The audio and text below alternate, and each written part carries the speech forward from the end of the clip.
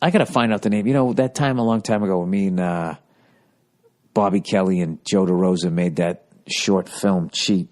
We were in the Tribeca Film Festival, and we did and we were with this whole series of short films. And this kid, I got to find out the name of this. He made this great short film. I'll find it out from DeRosa. And I always say that I'm going to find out, and then I never do, but I'm going to this time.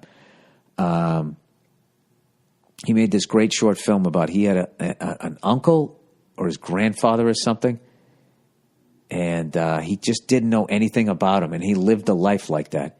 And when he died, he found the guy's diary. He kept a diary, sort of, and he was able to piece together this guy's life. And it was funny because he was like, he didn't know the guy, but it was a really funny, I want to say touching, but I don't want you guys to trash me, but it was. It moved you. But it was really funny. And I figured, what the fuck was the guy's line? His last words on his deathbed were that he said, "That's it."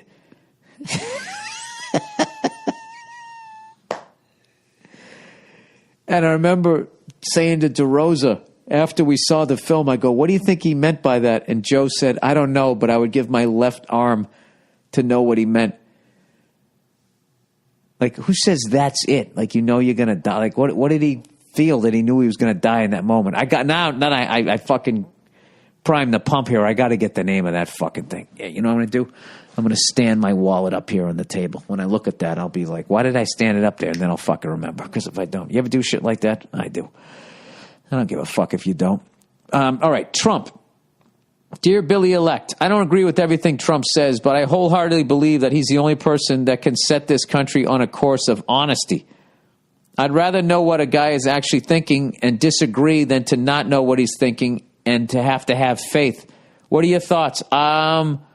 Says Phone Store Girl. Oh, no, sorry, that's the next one. I 100% agree. That's why even though he said all that stupid shit about Mexicans, to just, having a white, like, the thing about that guy, the shit he says about Mexicans and stuff, like, is fucked up as it is. It's like, that's what a white guy who's lived on the top floor of a skyscraper, that's the kind of shit, that's the way they think. I went there, I've been to the border. Yeah, did you fucking drive by in your air-conditioned SUV for fucking 20 minutes? You don't know what you're talking about. I'm not trashing the guy. Like, dude, that fucking shit he said about the bankers again, I felt vindicated when he was going, like, when they were giving him shit for declaring bankruptcy. And he goes, I've done hundreds and hundreds of deals. 4 times I've taken advantage of the bankruptcy laws. By the way, they are laws, so he's not doing anything illegal. And he goes, and by the way, let's not make out these people that loan me money to be these innocent little daisies or whatever. He goes, they're not exactly innocent. He goes, these guys are killers. And he's 100% right. 100% fucking right. Having said all that, I mean, that money was also put in to the banks by mom and pop people, but it was printed out by the bankers. And it's really not our money. It's their money, and they give it to you, and your job's to get into as much debt as humanly possible without going under and paying those for the rest of your fucking life. They are killers. But having said that, there's no way any one person could get this country in order.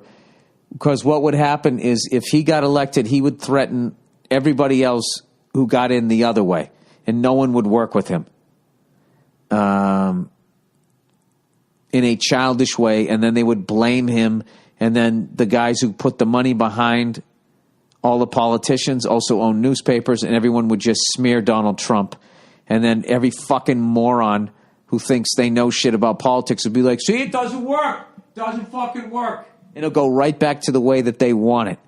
To truly change any government, to truly fucking change when it's as corrupt as we are in most of the other governments, I'm not just shitting on my country, but as corrupt as we are, the only way to do it is you have to have literally a revolution, and people are going to die, and people are going to go on trial, and there's going to be fucking firing squads and all that type of shit.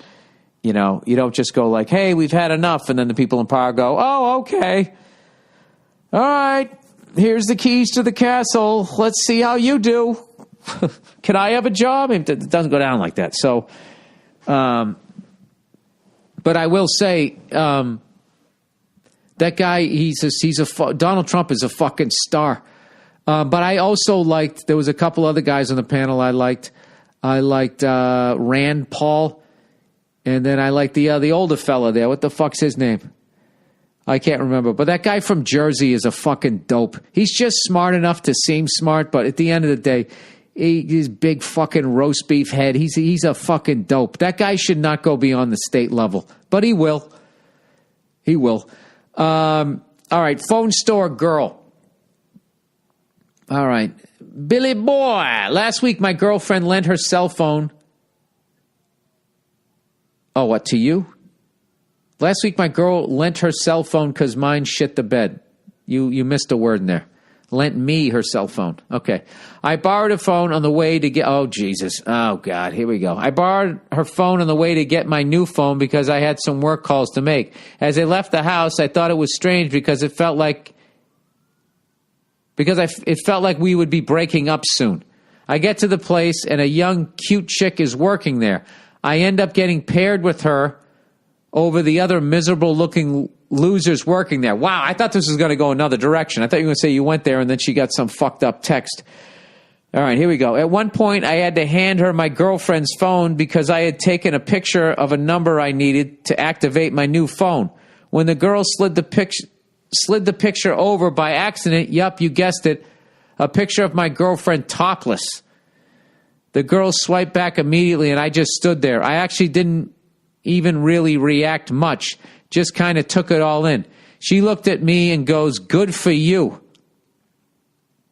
Oh, Jesus, this girl's a gamer. That broke the ice. This girl was very cool. Yeah, you think? We joked around before and after this incident.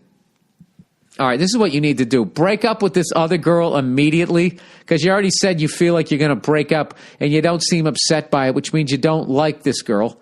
You don't love her, I should say, or maybe you love her, but not that way. Dump her and get with this girl, all right?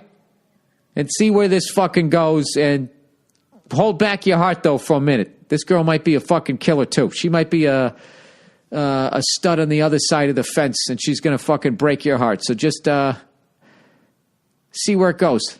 I'm already saying that before I get to the end of this. Anyways, he goes, I get in the car and I realize I haven't seen the picture of my girlfriend. She never sent it to me. Perhaps she didn't like it, or perhaps it was for someone else.